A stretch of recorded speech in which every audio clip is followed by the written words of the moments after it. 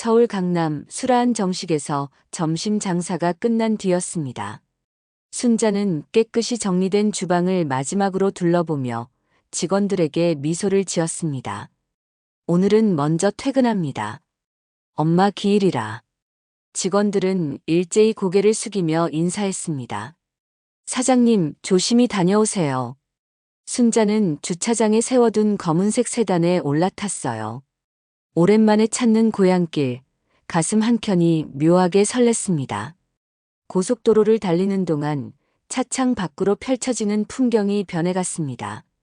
순자의 마음도 그렇게 과거로 천천히 되돌아가고 있었습니다. 먼저 어머니 산소에 들러 꽃을 놓고 절을 올린 순자는 이제 오랫동안 발길을 끊었던 고향 시장으로 향했어요. 시장 입구는 예전 그대로였습니다. 다만 낡은 간판들이 새 것으로 바뀌고 몇몇 가게들이 사라진 자리에 새로운 가게들이 들어서 있었죠. 좁은 골목을 천천히 걸으며 순자는 과거의 기억을 더듬었습니다. 이곳에서 뛰놀던 어린 시절, 그리고 그 시절의 끝. 순자의 발걸음이 잠시 멈췄어요. 문득 시장 한복판에서 웃고 떠드는 중년 여성들의 무리가 눈에 들어왔습니다. 그중 한 명이 순자와 눈이 마주쳤죠. 어머, 너 혹시 순자 아니야? 가만히 보니 아는 얼굴이었습니다. 야, 너 순자 맞지? 우리 집에서 식모하던 애. 선이었습니다. 어린 시절 순자가 식모살이하던 집에 그 집 딸이었죠. 시간은 많이 흘렀지만 선희의 목소리는 여전했어요. 다른 여자들도 모두 순자를 향해 고개를 돌렸습니다. 주변의 친구들이 수군거리며 순자를 힐끔거렸습니다. 순자는 잠시 멈칫했지만 곧 미소를 지으며 대답했어요. 오랜만이다. 선희가 순자를 위아래로 훑어보더니 비웃듯 물었습니다. 지금 뭐 하면서 살아? 순자는 담담하게 대답했죠. 서울에서 식당해. 그러자 선희가 친구들과 눈짓을 주고받으며 웃었어요. 아이고, 넌 또 설거지나 하고 있어? 우리 집에서도 그렇게 설거지만 해대더니 네 팔자는 여전하네. 여자들이 깔깔대며 웃었습니다. 순자는 묵묵히 미소만 지었어요. 다음에 기회 되면 놀러와. 순자는 짧게 인사를 남기고 자리를 떴습니다. 발걸음을 옮기는 동안 머릿속에는 오래된 기억들이 물밀듯 밀려왔어요. 40여 년 전 12살 순자는 엄마의 손에 이끌려 시골역 플랫폼에 서 있었습니다. 가을비가 내리는 흐린 날이었죠. 머리카락 끝에 빗물이 맺혀 뚝뚝 떨어지고 있었지만 순자는 그것을 닦을 생각도 하지 않았어요. 마음이 너무 무거웠으니까요. 꼭 얌전히 있어라. 절대 말대꾸하지 않고. 엄마의 목소리가 떨렸습니다. 그녀의 거친 손이 순자의 머리를 쓰다듬었어요. 마지막으로 순자의 손에 쥐어준 것은 1,000원짜리 지폐와 작은 손수건 뿐이었습니다. 엄마는 억지로 웃으려 했지만 눈가에는 이미 눈물이 고여 있었죠. 서울 가서 잘 지내, 아가. 우리가 이렇게라도 살아야 하니 미안하다. 기차가 들어오는 소리에 엄마의 말소리가 묻혔습니다. 순자는 그저 묵묵히 고개를 끄덕였어요. 알았다는 의미로, 또 괜찮다는 의미로. 하지만 정말 괜찮지 않았습니다. 가슴속에서는 울음이 북받쳐 올랐지만 꾹 참았어요. 울면 엄마가 더 슬퍼할 테니까요. 기차 안에서 창밖을 바라보는 동안 순자의 마음은 복잡했습니다. 아버지가 돌아가신 후 살림은 점점 어려워졌죠. 동생들은 아직 어렸고 엄마 혼자 모든 것을 감당하기에는 너무 벅찼어요. 그래서 순자가 선택받은 겁니다. 첫째니까, 그리고 여자아이니까. 서울에 도착했을 때 역에는 딱딱한 표정의 중년 여성이 기다리고 있었어요. 선희 어머니였습니다. 그녀는 순자를 위아래로 훑어보더니 짤막하게 말했죠. 따라와. 택시를 타고 도착한 집은 순자가 상상했던 것보다 훨씬 컸습니다. 담장 안으로 들어서자 넓은 정원과 웅장한 대문이 눈에 들어왔어요. 그러나 이 모든 것이 순자에게는 그저 낯설고 차가운 공간으로만 느껴졌습니다. 너는 여기서 지낼 거야. 안내받은 곳은 부엌 옆 작은 다락방이었어요. 방이라기보다는 창고에 가까웠죠. 좁은 공간에 이불 한 채가 놓여 있었고 옷을 걸 수 있는 작은 못이 하나 박혀 있었습니다. 창문이라고는 손바닥만 한 것 하나뿐이었어요. 그날 밤 순자는 차가운 방바닥에 앉아 몰래 울었습니다. 엄마가 준 손수건으로 눈물을 닦으며 언젠가는 돌아갈 수 있을 거라고 스스로를 위로했죠. 하지만 그 언젠가가 얼마나 먼 미래인지 12살 순자는 알지 못했습니다. 다음 날부터 본격적인 식모 생활이 시작되었어요. 새벽 5시에 일어나 아침 준비를 돕고 집안일을 하고 밤늦게까지 주방 정리를 했습니다. 손이 갈라지고 팔이 아파도 쉴 수 없었죠. 쉬는 순간 선희 어머니의 호통이 떨어졌으니까요. 게으름 피우지 말고 일해. 밥 먹여주고 재워주는 게 고마운 줄 알아야지. 이 집의 딸인 선희와의 첫 만남은 더욱 가슴 아팠습니다. 학교에서 돌아온 선희는 친구들을 데리고 왔어요.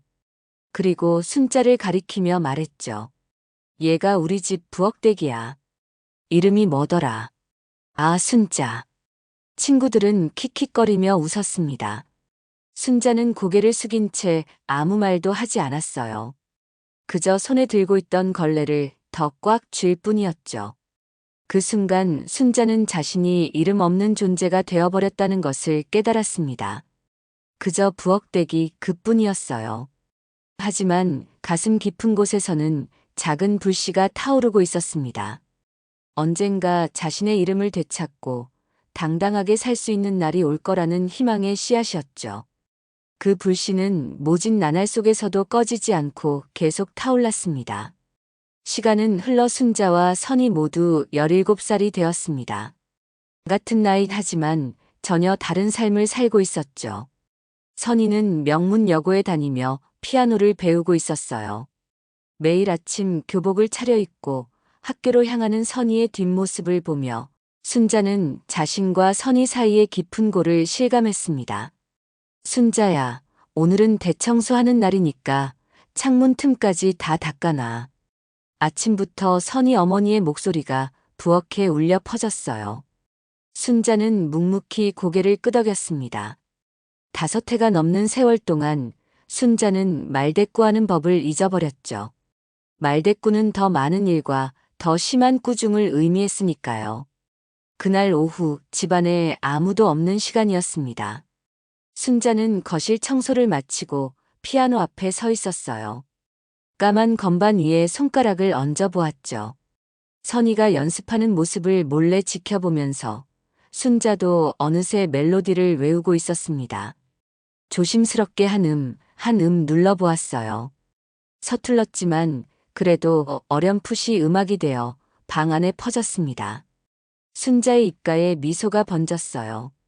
이런 작은 순간들이 고단한 일상 속 위안이 되곤 했죠. 뭐 하는 거야? 갑작스러운 목소리에 순자는 화들짝 놀라 뒤를 돌아보았습니다. 선희가 서 있었어요. 학원이 일찍 끝났는지 예상보다 빨리 돌아온 모양이었죠. 미안해. 그냥 한번. 선희의 얼굴이 일그러졌습니다. 더러운 손으로 우리 피아노를 만지지 마. 청소나 하라고. 그리고는 순자를 밀치고 피아노 덮개를 쾅 닫았어요. 마치 꿈을 꾸지 말라는 경고처럼 느껴졌죠. 저녁 준비를 하던 중 순자는 무심코 선희의 방에서 들려오는 웃음소리에 귀를 기울였어요. 친구들이 놀러온 모양이었습니다. 조금 전 피아노 앞에서의 일은 선희에겐 이미 잊혀진 일일 테죠. 하지만 순자에겐 가슴 한구석이 쓰리게 아팠습니다. 야, 이거 내가 새로 산 거울인데 어때? 선희의 목소리가 들려왔어요. 순자는 물을 데우며 자신의 모습을 살펴보았습니다. 허름한 옷차림에 손은 거칠어져 있었고 얼굴은. 순자는 얼굴을 본 지가 언제인지 기억도 나지 않았어요. 이 집에 온 이후로 제대로 된 거울을 들여다본 적이 없었으니까요. 밤이 되어 모두 잠든 뒤 순자는 쓰레기통에 버려진 깨진 거울 조각을 주워들었습니다. 선이가 새 거울을 사면서 버린 것이었죠. 손가락이 베일 수도 있는 위험을 무릅쓰고 순자는 그 깨진 조각으로 자신의 얼굴을 비춰보았어요. 창백한 피부에 긴 머리카락, 그리고 지친 눈동자. 이것이 17살 순자의 모습이었습니다. 같은 나이 선희의 환한 웃음과는 너무나 대조적이었죠. 순자는 거울 속 자신의 눈을 똑바로 바라보았어요. 더는 이렇게 살고 싶지 않아. 작은 속삭임이었지만 그 말에는 강한 결의가 담겨 있었습니다. 순자는 깨진 거울 조각을 천으로 조심스레 감싸 다락방 구석에 숨겼습니다. 그것은 단순한 거울이 아니라 언젠가 자신의 삶을 스스로 개척하겠다는 약속이었어요. 창문 너머로 보이는 별들을 바라보며 순자는 자신에게 속삭였습니다. 반드시 여기서 나갈 거야.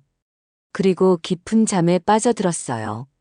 내일도 새벽 5시에 일어나야 했으니까요. 몇 달이 지난 어느 날, 순자의 인생에도 커다란 변화가 찾아왔죠. 저녁 식사 준비를 하던 중, 선희 어머니가 갑자기 주방으로 들어왔어요. 이게 뭐니? 고기를 이렇게 많이 썼어? 순자는 당황했습니다. 평소와 같은 양을 썼을 뿐인데, 갑자기 트집을 잡는 것 같았어요. 그날따라 선희 어머니의 얼굴이 유독 어두웠습니다. 죄송합니다. 내일은 더 아껴 쓰겠습니다. 순자가 조심스레 대답했어요. 네 엄마가 뭘 해준 게 있냐? 너 먹여주고 재워주는 게 얼마나 고마운 줄 알아야지. 갑작스러운 모욕에 순자의 가슴이 무너져 내렸습니다. 5회 넘게 받아온 말이었지만 오늘따라 참을 수 없었어요. 눈물이 왈칵 쏟아질 것 같았지만 꾹 참았죠. 그날 밤 순자는 결심했습니다. 더 이상 이곳에 있을 수 없다고. 엄마에게 보내는 돈도 중요했지만 이대로라면 정말 자신이 없어질 것만 같았습니다. 작은 보따리에 몇 벌의 옷과 그동안 몰래 모아둔 얼마 안 되는 돈을 넣었습니다. 그리고 깨진 거울 조각도 함께. 새벽 2시 모두가 깊이 잠든 시간이었어요. 순자는 다락방 문을 조심스레 열고 나왔습니다. 발소리를 죽이며 현관문까지 간 순자는 마지막으로 한번 뒤를 돌아보았어요. 다시는 돌아오지 않을 거야. 서울역에 도착한 순자는 막막함에 잠시 주저앉았습니다. 이제 어디로 가야 할지, 무엇을 해야 할지 전혀 감이 잡히지 않았어요. 역 주변에서 첫날 밤을 보냈고 다음 날 아침 일찍 인력시장으로 향했습니다.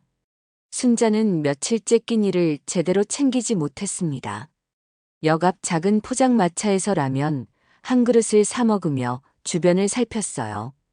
그때 옆자리에 앉은 중년 여성이 순자를 힐끔거리더니 말을 걸었죠. 어디서 왔니? 집은 어디야? 순자는 경계하며 대답을 피했습니다. 하지만 여성은 계속해서 순자에게 말을 걸었어요. 내가 아는 다방이 있는데 일자리 구하는 거면 소개해 줄게.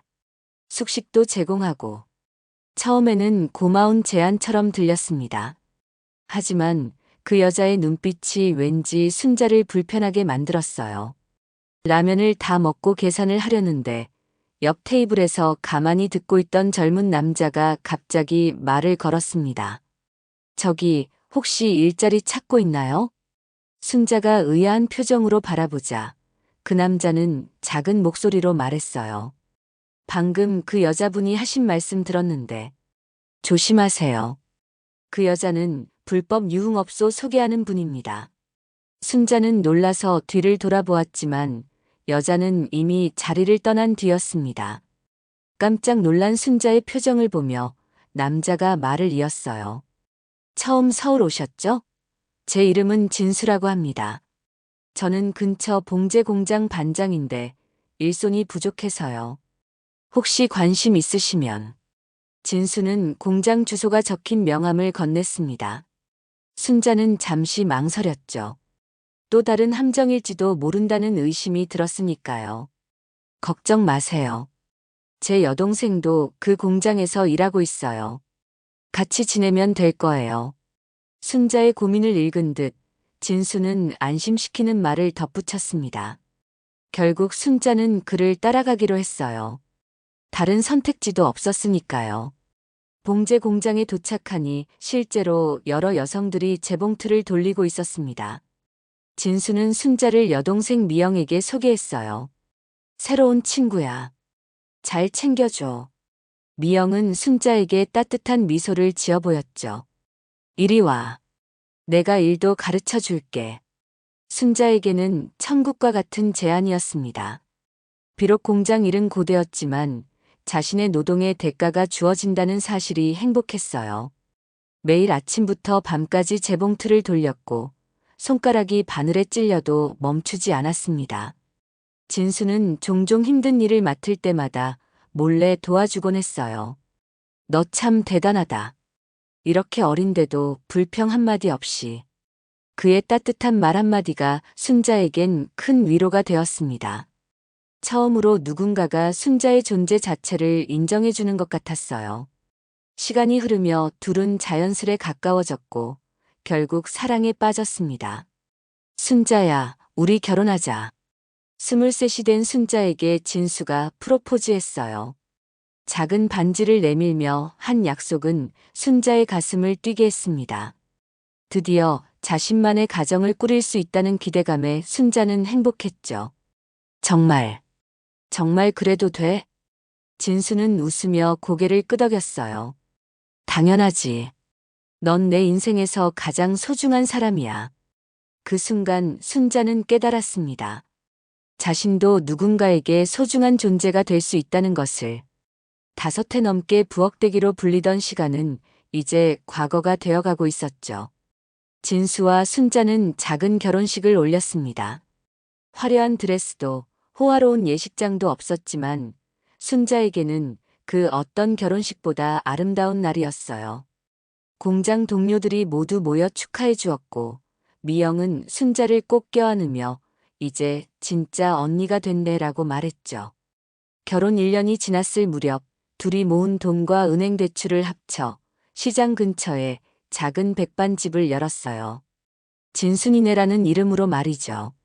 순자는 식당 주방에서 어린 시절부터 배운 요리 솜씨를 발휘했고 진수는 손님을 맞이하며 가게를 꾸려나갔습니다. 여보, 오늘은 회덮밥 15그릇이나 나갔어. 순자의 음식 솜씨가 입소문을 타기 시작했어요. 장사가 잘 되면서 가게는 점점 커졌고 순자의 마음속에서는 행복한 미래에 대한 희망이 피어났습니다. 여보, 나 임신했어. 일터에서 돌아온 진수에게 순자가 조심스럽게 말했어요. 진수는 환하게 웃으며 순자를 안아주었죠. 정말? 와, 나 아빠 되는 거야. 아들 민수가 태어났을 때 순자의 행복은 정점을 찍었습니다. 비록 몸은 힘들었지만 식당 일과 육아를 병행하며 매일을 감사함으로 보냈어요. 가끔 과거의 상처가 떠오를 때면 아들 민수를 바라보며 위안을 얻곤 했죠. 내 아들은 절대 나처럼 살게 하지 않을 거야. 그러나 행복은 그리 오래가지 않았습니다. 가게가 번창하면서 진수의 태도가 조금씩 변해갔어요. 밤늦게 들어오는 날이 많아졌고 술 냄새가 진하게 묻어 돌아올 때도 있었죠. 어디 갔다 왔어? 걱정스럽게 물으면 진수는 짜증을 냈습니다. 사업 얘기 좀 하고 왔어. 뭐 그렇게 캐물어. 처음에는 이해하려 했어요. 남자들은 사업하느라 다 그럴 수 있지라고 스스로를 달랬죠. 하지만 의심은 점점 커져갔습니다. 특히 가게 돈이 자꾸 모자라는 것이 이상했어요. 이게 얼마예요? 지난주에 입금한 거랑 많이 차이 나는데. 순자가 통장을 확인하며 물었을 때 진수는 화를 내며 받아들었습니다.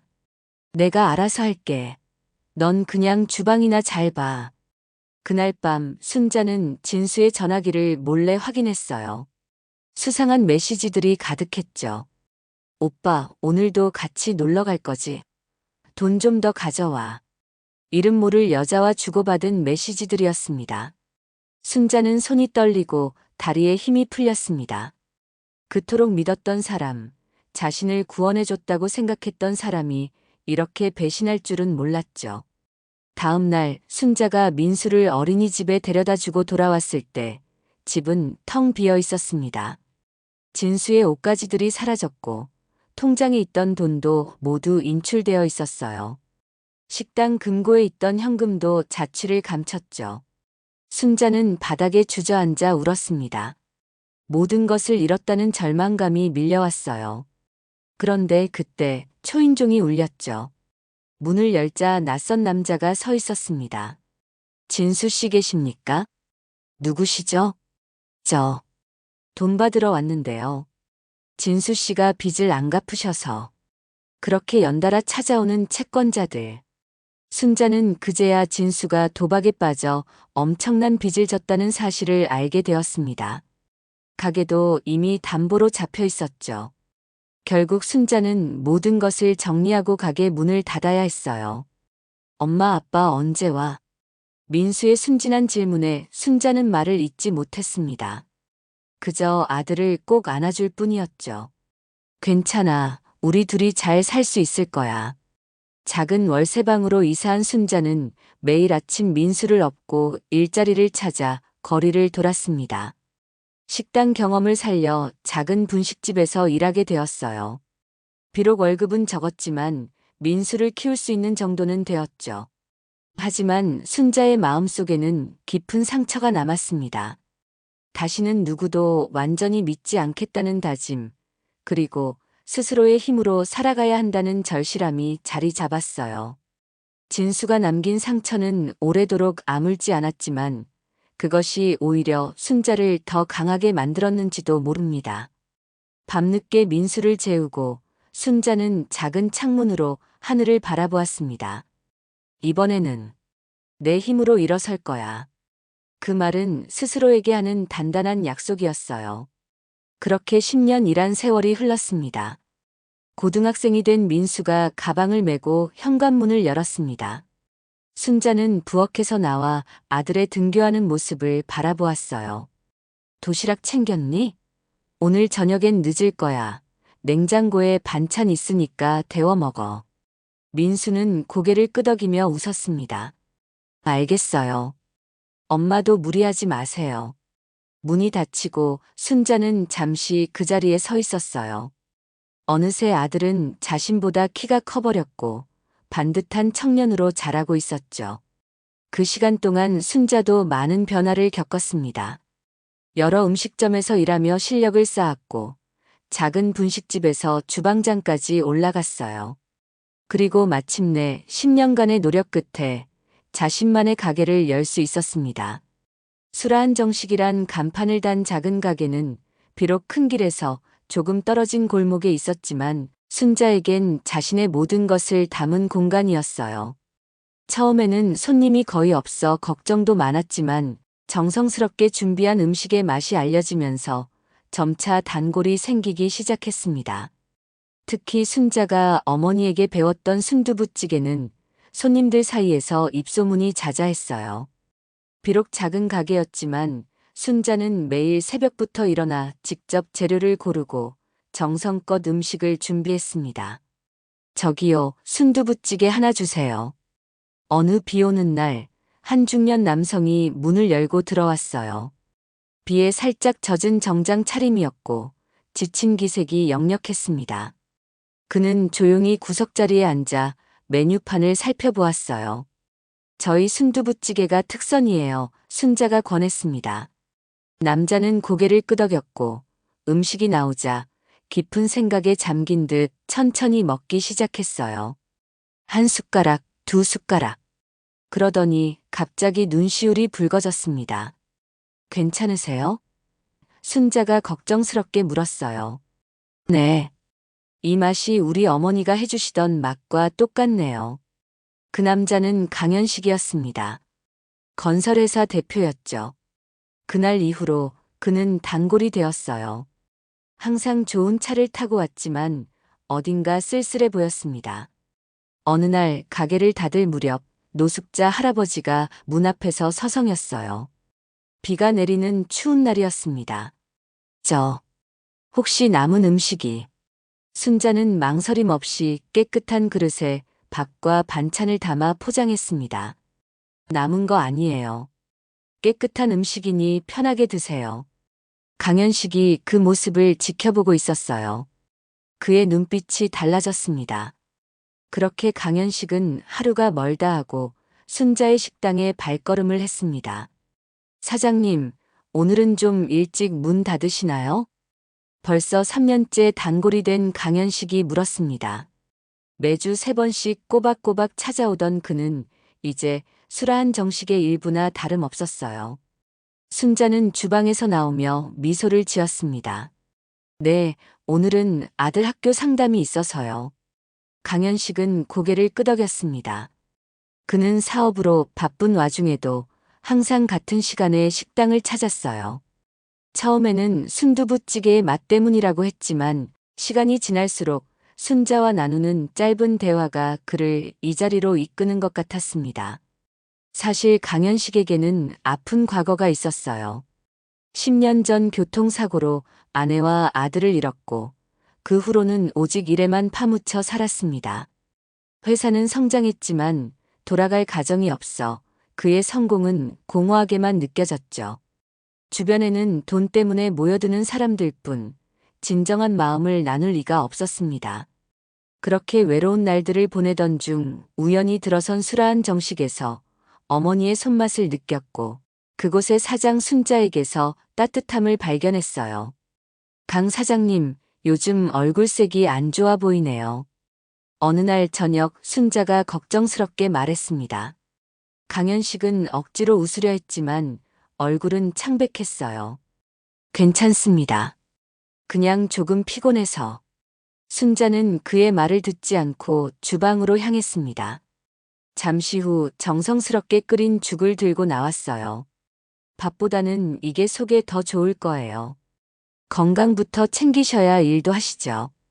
강현식은 놀란 표정으로 죽을 바라보았습니다. 오래도록 누군가가 이렇게 자신을 걱정해 준 적이 없었어요. 감사합니다. 정말 감사합니다. 그날 이후로 둘의 관계는 더 깊어졌습니다. 강현식은 종종 민수의 공부도 봐주었고 순자의 가게 운영에 대한 조언도 아끼지 않았어요. 가끔은 같이 주말 나들이를 가기도 했습니다. 서로에게 의지하는 시간이 쌓여갔어요. 어머님, 저희 드라이브 다녀왔어요. 민수가 강현식과 함께 돌아오며 말했습니다. 어느새 민수는 자연스럽게 강현식을 아버지처럼 대하고 있었어요.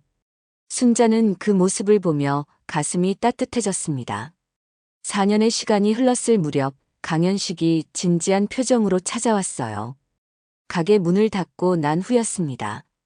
순자 씨, 할 말이 있습니다. 그는 조심스럽게 순자의 손을 잡았습니다. 이 나이에 이런 말하기 부끄럽지만 순자 씨와 민수와 함께하고 싶습니다. 제 가족이 되어주시겠어요?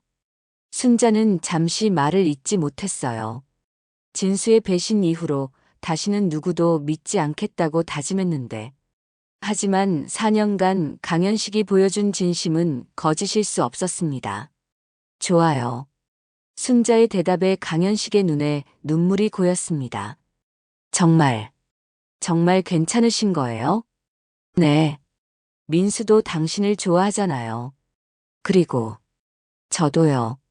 그렇게 오랜 만남 끝에 둘은 새로운 가족이 되었습니다. 강현식은 민수를 친아들처럼 대했고 술한 정식도 강현식의 도움으로 번화가로 자리를 옮겨 크게 확장했어요. 꿈에서조차 상상하지 못했던 행복이 찾아온 것 같았습니다. 이제 진짜 가족이 된 것 같아요.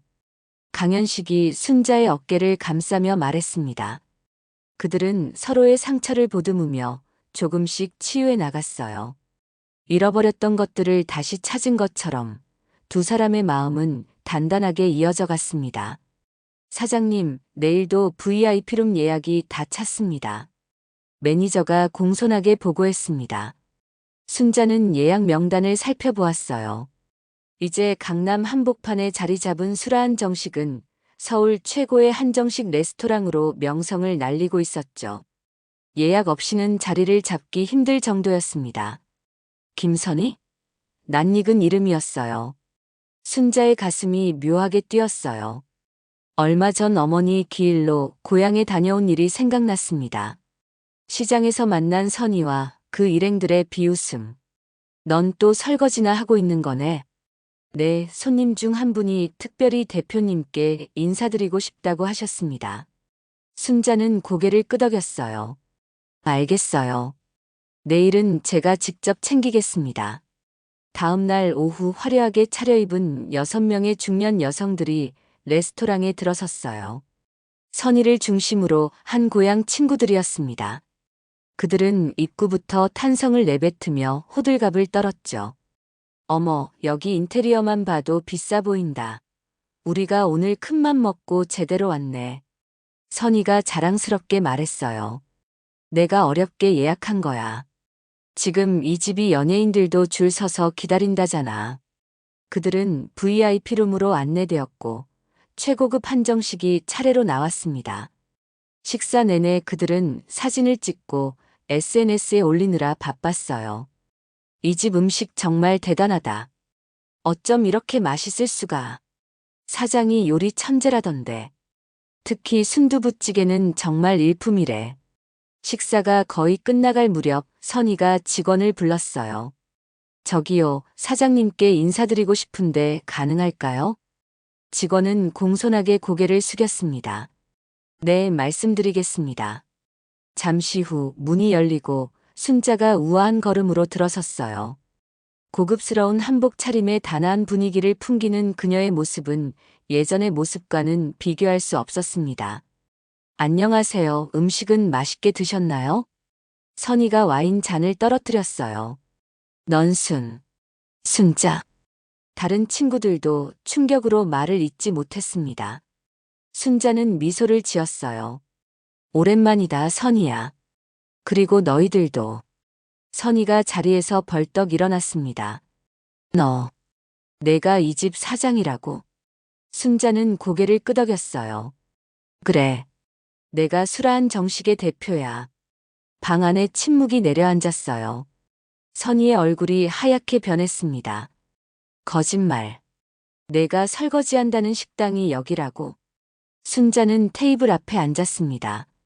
편안하고 자신감 넘치는 모습이었어요.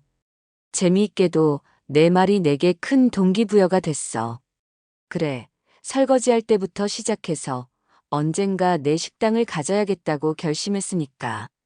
친구들은 어쩔 줄 몰라 하며 서로를 쳐다보았어요. 그때 웨이터가 와인 한 병을 가져왔습니다. 이건 너희들을 위해 특별히 준비했어. 서비스야. 순자가 300만 원짜리 와인을 손에 들고 말했습니다. 선희가 당황한 듯 말을 더듬었어요. 우리가 그때 오해했어. 진짜 미안해. 순자는 침착하게 미소를 지었습니다. 사과할 필요 없어. 인생은 이런 우연과 인연으로 만들어지는 거니까. 선희와 친구들은 입을 다물지 못했어요. 과거에 깔보았던 그 소녀가 이제는 알아주는 레스토랑의 주인이 되어 있었으니까요. 식사가 끝나고 계산서가 나왔을 때 선희가 얼른 카드를 꺼냈습니다. 순자는 손을 저었어요. 아니야, 오늘은 내가 대접하는 거야. 우리 고향 친구들에게. 선희의 눈에 눈물이 고였습니다. 정말 미안했어. 우리를 용서한 거야?